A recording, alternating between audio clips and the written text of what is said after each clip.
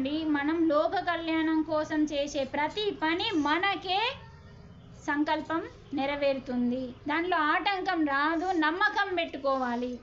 ఇంకొకటండి, మనకు టమాటాలు కోసినా వంకాయలు కోసినా ఏం కూరగాయలు కోసినా మీరందరూ వ్యవసాయదారులు మళ్ళీ వస్తాయా రావా?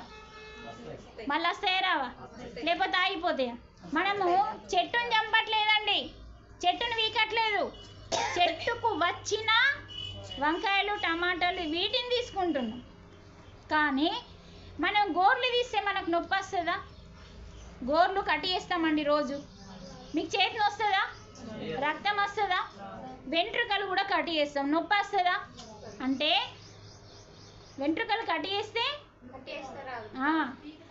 అది కాదు నేను అన్నది, పీకుడు అనలే, వెంట్రుకలు మనం కట్ చేస్తాం కదా, అంటే మంగళం దగ్గరికి పోయి వెంట్రుకలు కట్ చేయడం అన్న, పీకడం అనలే.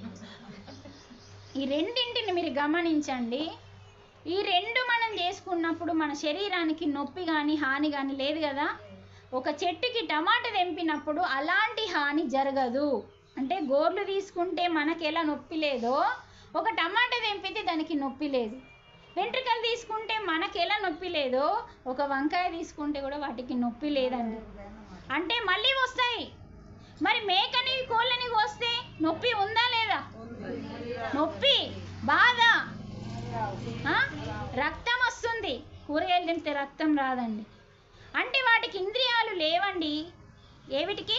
కూరగాయలకి. ఏ జీవికైతే ప్రాణము కదులుతుంది, పరిగెత్తుతుంది, మళ్ళాగా సంసారం చేస్తుంది, పిల్లల్ని అంటుంది, దానికి బాధ ఉంటుంది, రక్తం ఉంటుంది, వాటికి కన్నీళ్ళు ఉంటాయి. అది దాని పీక కోస్తే ఇంకో పీక రాదండి. మనం టమాటా కోస్తే మళ్ళీ వచ్చినట్టు రాదండి. అందుకనే ఇక్కడ మనం తెలుసుకోవడం వరకు సిద్ధంగా ఉండాలి. తర్వాత నీ ఇష్టం. ఇప్పుడు నువ్వు బంద్ చేయు అని మేము చెప్పామండి. ఎందుకంటే బంద్ చేస్తే నువ్వు పరమాత్మకి దగ్గర అవుతావు, పాపానికి దూరం అవుతావు. ఇంకా కంటిన్యూ తెలిసి కూడా కంటిన్యూ చేస్తే పాపం ఎక్కువైతుంది, పరమాత్మకి దూరం అవుతుంది. అందుకనే ఏ జీవిని చంపి తినే హక్కు మనకి లేదు. ప్రాణం పోసే శక్తి లేదు కదా మనకి.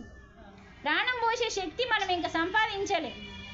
అందుకనే ఏ జీవిని చంపి పోషమ్మకి, మైషవ్వకి, మారవ్వకి ఎందుకు బోనాలు వేస్తామో తెలుసా? ఫస్ట్ మీకు అది తెలుసుకుంటే తెలియదు, మనకేం తెలియదు. బోనాలు వేసుడు ఒకటే తెలుసు, బోనాలు వేసుడు తెలుసు, కోళ్ళని మేకల్ని కోసుడు తెలుసు. కానీ ఎందుకు కోస్తున్నాము? మళ్ళీ ఏం చెప్తాం? ఓ తరతరాల నుంచి వస్తుందంట. అది తరతరాల నుంచి లేదండి. వీరబ్రహ్మం గారు ఏం చెప్పిండండి? వీరబ్రహ్మం గారు జీవిత చరిత్రలో ప్రాణం లేని బొమ్మకి, ఇక్కడ పోషవ తల్లిలో ఒక విగ్రహం పెట్టుకున్నాం, అక్కడ ప్రాణం లేదు, మనమే వస్తాం మంత్రాలతోని. ఆ ప్రాణం లేని బొమ్మకి ప్రాణం ఉన్న కోడిని మేకని బలిస్తున్నాం. ఎంత మూర్ఖంగా జీవిస్తున్నారు. రాను రాను మీకు జీవితాలు నరకంగా ఉంటాయని చెప్పిండు. ఉన్నాయా లేదా? మరి ఆయన ఇదే చెప్పిండు, ఏ జీవిని చంపి తినే హక్కు లేదు. ఏం చెప్పిండంటే ప్రాణం లేని బొమ్మకి ప్రాణం ఉన్నదాన్ని బలిస్తున్నాం. ఇక ఇది ఒక్క పాయింట్ చాలండి మనం తెలుసుకోవడానికి. పోషవ విగ్రహాన్నో ఒక కట్టెనో తీసుకొచ్చి ఒక బొమ్మ చెక్కి అక్కడ ఊకుండా పెట్టి ప్రాణం మనమే వస్తున్నాం మంత్రాల ద్వారా. దానికి ప్రాణం లేదు, అది కదులుతూనే లేదు కదా. ఎక్కడుంది? చైతన్యం జడంలో ఉంది, శక్తి ఉంది, కానీ కదలదు. మరి కదలంది మనకెట్లా కాపాడుతుంది? అందుకనే ప్రాణం పోస్తున్నాం. ప్రాణం పోసి ఈ గ్రామాన్ని రక్షించడానికి, ఒక విశ్వశక్తిని దించడానికి పిరమిడ్ ఆకారంలో గోపురం పెడుతున్నాం పైన. ఎంత అర్థం ఉందండి? ఒక గుడిని ఎందుకు కడుతున్నామంటే ఆ గుడి ద్వారా విశ్వశక్తి భూమి లోపలికి, ఆ విగ్రహం లోపలికి, ఆ గర్భగుడిలోకి వచ్చినప్పుడు, ఆ గర్భగుడిలో ఉన్న విగ్రహానికి శక్తిని మనం పోసినప్పుడు, మంత్రాల ద్వారా పోసినప్పుడు, ఆ గ్రామ దేవత రాత్రిపూట గ్రామాన్ని రక్షించడానికి మాత్రమే, కానీ ప్రాణం ఉన్నదాన్ని బలిసుకోవడానికి కాదు. అందుకనే ఏ పోషవ మైషవ మారవ ఈరోజు ఎన్ని దిగుతున్నాయండి చెప్పండి? ఈరోజు అమావాస్య, ఈరోజు ఎన్నిటినో పోస్తారు. అందుకనే మనము తెలిసినప్పుడు, సత్యాన్ని తెలుసుకున్నప్పుడు ధర్మాన్ని పాటించాలండి తప్పకుండా. అందుకనే ఏ జీవిని చంపి తినే హక్కు మనకు లేదు. పచ్చి మాంసం మనం తినలేమండి.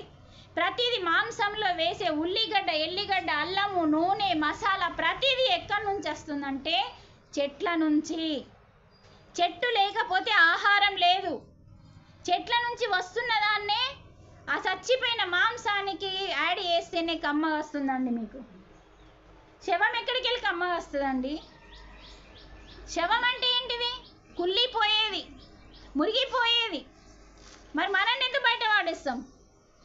కోడిని మేకనేమో కడుపులో పెడుతున్నాం, మనల్నేమో బయట వాడేస్తున్నాం. అది శవమే, ఇది శవమే. దానికి దీనికి ఏం తేడా లేదండి. అది ఫ్రెష్గా కోసి మీకు ఇస్తున్నారు అనుకుంటుండు. ఆడ 3 రోజుల కిందట కోసింది అది అమ్ముడు పోకపోతే ఫ్రిడ్జ్లో పెడతాడు. అదే కదా జరుగుతుంది. దాన్నే మళ్ళీ అమ్ముతున్నాడు. మరి ఎందుకు రోగాలు వస్తున్నాయంటే కారణం తినకూడని తిండి, చేయకూడని భావాలు, చేసిన పాపకర్మలు, ఇవన్నింటి వల్ల. అందుకే వీరబ్రహ్మం గారు ఒకటే చెప్పిండండి, ఈ సత్యాన్ని మర్చిపోద్దండి. ప్రాణం లేని బొమ్మకి ప్రాణం ఉన్నదాన్ని బలి ఇవ్వద్దు. ఇస్తే ఇంత మీకు పాపపు కర్మలు అంటుతాయి, మీ జన్మ ఇంకా నరకంగా ఉంటుంది రాను రానని చెప్పిండు. ఇప్పుడు కరోనా వచ్చింది, ఇప్పుడు బిరోనా కూడా వస్తాయని పత్రిజీ చెప్పిండు. కాబట్టి బిరోనాకి సిద్ధంగా ఉండాలి ఇప్పుడు. Okay madam, thank you very much. మరి